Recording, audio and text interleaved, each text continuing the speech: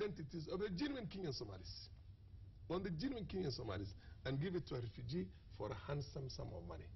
100,000 shillings, then they bring him the ID, they bring him the birth certificate, they bring him the passport.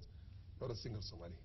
Because we didn't have any in the registration bureau here, by the way. There's not a single senior Somali in the registration bureau here.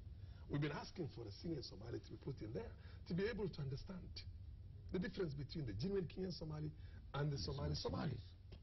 Maybe the fear is that he'll not be patriotic enough. He'll just allow even an ethnic Somali because of the strong ethnic ties that bind the Somali community. Yeah. David, that is the argument of the crooks, the corrupt crooks who want to make the money, and the corrupt cartels that are there in these places.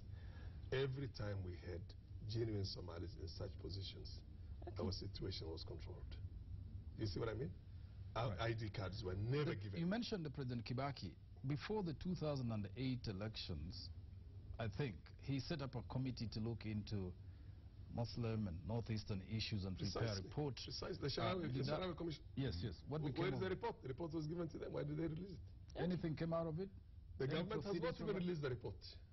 The report was so damning of the government's role in these things, in that discrimination, institutionalized discrimination of Somalis and Muslims in this case, that they did not want to release it. Okay. The most courageous thing for the head of state that time, or even the current head of state, is to release that report. It's a commission. Before we move on, Udwa, I'm just concerned. Farah is not addressing the issue of the. I mean, we have very senior members of this government who are Somali. Yes. We have Amin Abdallah. We have Abdul Qadir at State House. She was a secretary to that commission, by the way. Yes, yes. We have all these people, and then there is the ordinary Somali, and you people who are defending the Somali community from being profiled.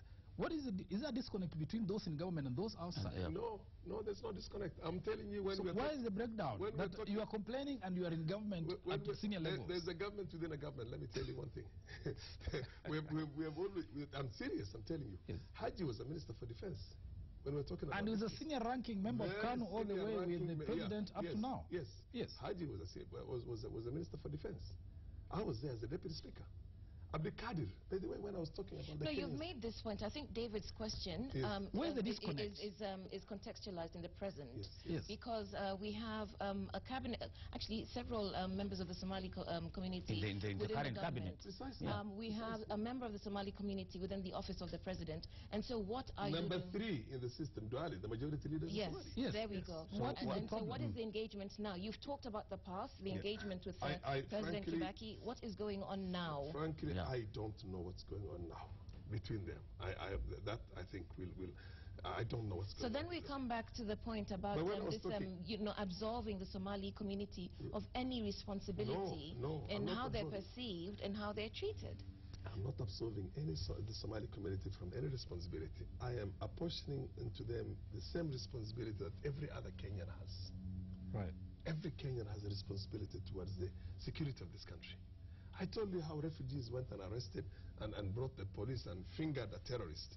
And the terrorist was released and came and executed them. Okay. I have told you how we are telling them, please, we need Somali officers in the mosques, in everywhere, in all these places. How the government is not doing that. You've made that point. Yeah. By the way, when I was talking about the Somalis who have sacrificed a lot for this country, look at Abdul Qadir. When it came to the constitution, this constitution would not be there if it's not for the acumen and the efforts of Abdul Qadir. Well, other communities have contributed to the Kenyan, right there. But let's go to our viewers, because this is a very sensitive matter. We've seen that reflected in the media, but the polarization that we're seeing around this security operation is also reflected in our viewer feedback. Take this, for example. Cheche, we are Kenyans first and Somalis. When we come out to talk about issues, it's been as Kenyans, not Somalis. We never see any groups come out to defend issues on a tribal basis. We come out now as Somalis because we're being profiled on tribal and religious basis purely. Not all Somalis support terrorism. It affects us all the same. That came from Zara. But then we have this. Morning, Cheche. I'm amazed at how Honorable Farah Maalim is misinformed on the issue of Mungiki. First and foremost, the late Honorable Mishuki ordered the crackdown on Mungiki, yet he was from the Kikuyu community. Secondly, innocent Kikuyu youths were arrested, tortured, and some unfortunately died in the massive crackdown where the human rights activists and clerics condemned these heinous acts. And so, given and it's all polarizing. It's all polarizing. Do you worry about the cohesion of the country around, as a result of this? I'm seriously worried about the cohesion of the country. It was bad. It was wrong to kill all those young men who were supposed to be presumed innocent until proven guilty. I'm talking about the Mungiki young men there and women. It was very, very wrong. There's no question about that. And I know Honorable Michuki ordered that. Does that cleanse, do we cleanse the blood of the Mungiki by ordering the blood of the Somalis also? You getting my point? Do we cleanse the blood of our own post-election violence, 1,300 Kenyans who were killed by fellow Kenyans by killing other Kenyans again? Do we want to get to the problems, the source of the problems, and solve the problems? My position is that I want us to solve the problems. I want us to unite this country. I want us to maintain our stability. We don't have any other country. We have only one country. We're all very patriotic. We have to get the right government strategy. Look at the security machinery, for example. Let me tell you. All these incidents, tell me one successfully prosecuted terrorist who is in jail today. What happened to our intelligence system? What happened to the criminal investigation? What happened to the police? Now we are telling the ordinary Kenyan citizens, go and arrest the criminals in your midst, otherwise the police will come and make a crackdown on you. That's exactly how Operation Anvil was. That's exactly how Operation Jack Scott was against the Mau Mau and the perceived Gema community, by extension the Kikuyu community. Does it help us to do the same also to the Somali community? It doesn't. One final thing I want to tell you, or rather one thing I want to tell you. Do you know who your neighbor is on your left side or your right side? Do you know his name? How many times have you gone into his house to see how many of his own children? That's why they started in Nyumbakumi. That's what I'm saying. How many times have you gone into them to find out, is this your son? Is this another guy? Can I see his ID card? Can we do that in this country? I know my neighbor myself, but barely. How are you? We meet one another and greet one another, and that's about it. So you don't think Nyumbakumi can work? Well, it will work. It might work. We have to see it to believe that it's going to work. But to say the Somalis find out these people in your midst, a terrorist is not going to go in the mosque and say, I'm going to blow up places. You Somalis should know that. But don't tell the others. I think the rationale is this. The rationale is this, Farah. It's that it is suspected by the government that a lot of aliens resident in those areas that are doing operations are without proper identification papers. They're here illegally. But by estimation, by general perception, hypothetically, there are a lot of Somalis who have come into the country and are residing with their next of kin or whatever the case might be, and who might therefore be conduits for some of the criminal things that are happening. Isn't that a logical supposition? Let me now explain so that you can understand that. Therefore, but first, do you make any admission that really, of course, there are a considerable number of aliens of Somali origin? I want to agree with some, and I want to explain. Yes. There are about 4 or 5 categories or the status of Somalis. Yes. There are the refugees where the refugee camps. The registered aliens who are engaging in business, but they're registered as aliens, they're asylum seekers, they've been given the asylum. But because they have a source of income, either they're getting remittances from outside, or they are doing business here themselves.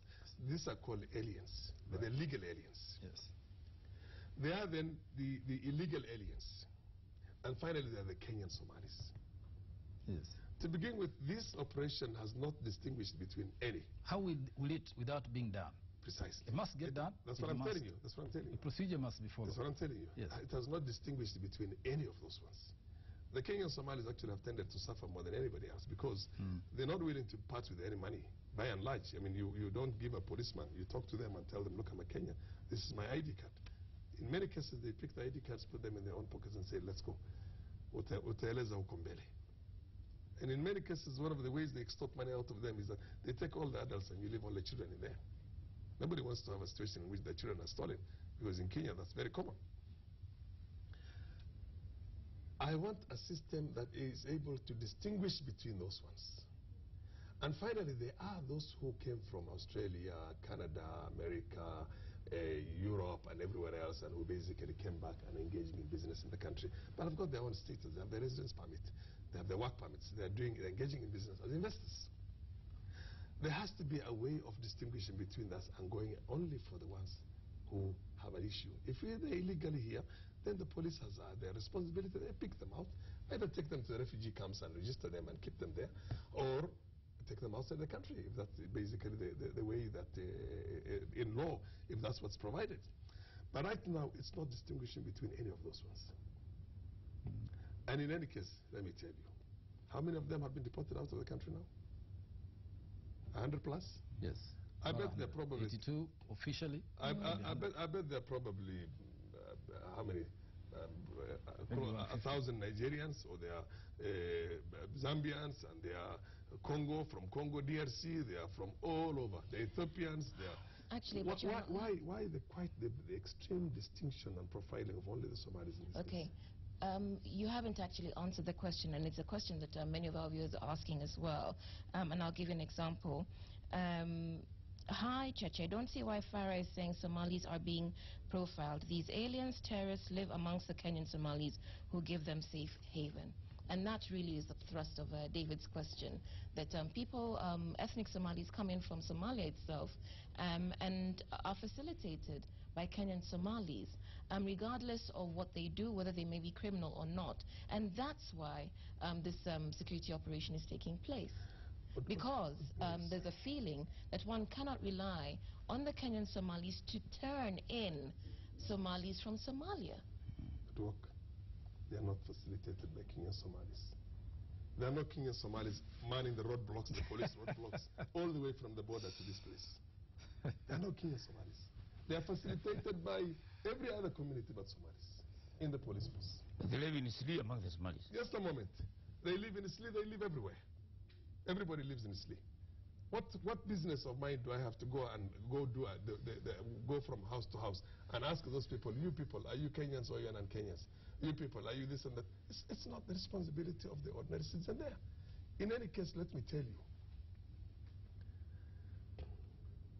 the Somali is a tribe, like the Kikuyu, 25 million all over the world.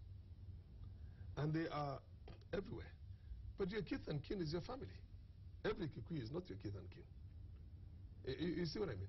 So to assume that every Somali is a brother to every other Somali because they speak a common language is to assume that everybody who speaks English in the UK is a brother to everybody else who speaks English. There is a solidarity that exists, Farah, you and I know, among marginalized communities, a brotherhood that develops when people feel the solidarity exists only to the extent which there is injustices being carried out. And it shouldn't only exist with us. Yes. Let me tell you, we have a saying in our community that when you fall as an adult and a child sees you, the child gets amused by your falling and laughs. If you fall in front of a child, you slip and fall, the child will laugh because he's amused. Yes. But if the child falls, what does it do? It cries. Yes. Let us not have that kind of a situation. Because the Somali community is being targeted today, yes, let all the other communities not laugh. Because tomorrow, it's going to be their turn. Okay, let me ask you, do you think any pirate money ever penetrated to this country and came into the economy? Pirate money cannot come into this economy. I'll explain to you why. By the way, when was the last time when pirate acts were carried out in those sites? Quite a long time back. Yeah. It is, but when that time? Let me now explain to you. It can never get to this place.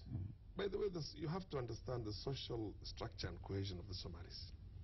When the pirates go out there and capture a ship, it's done by a whole clan. You know what I mean? Okay, fine. Let me explain. Please explain, because there's someone here who disputes that, and I want to get to that. I'm going to explain to you.